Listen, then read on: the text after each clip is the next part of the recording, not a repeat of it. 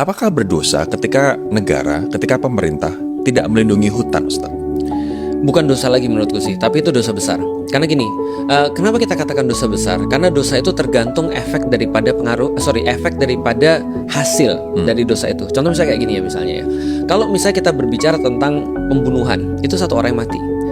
Tapi kalau kita bicara tentang misalnya ya, pengerusakan hutan, itu bukan satu orang yang mati loh, dan bukan hari itu, tapi akan terjadi terus menerus. Nah ini problematikanya. Makanya Rasulullah itu dalam perkara-perkara kecil aja, misalnya ketika ada sumber air itu dirusak, itu aja Rasul udah katakan itu adalah nggak boleh, itu adalah dosa. Ketika ada pohon misalnya itu memberikan kehidupan bagi orang, itu aja harus dijaga.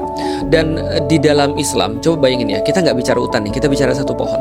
Rasul bilang begini, kalau kamu lihat hari kiamat, misalnya nanti Mas Rory ngelihat matahari terbit dari sebelah barat, misalnya ya, dan Mas Rory, kata Rasulullah, masih megang satu bibit kurma, maka tanamlah bibit kurma itu.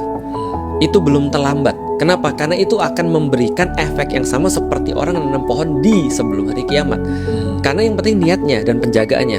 Dan Rasul bilang begini, siapapun yang nanam tanaman, orang muslim, dan dia menjaga tanaman itu, apalagi tanamannya berbuah, maka apapun yang dilakukan oleh tanaman itu, buahnya ketika dinikmati oleh binatang, dia dapat pahala. Ketika dipakai untuk jadi naungan, dia dapat pahala. Jadi pohon itu sudah jadi kayak sedekah jariah.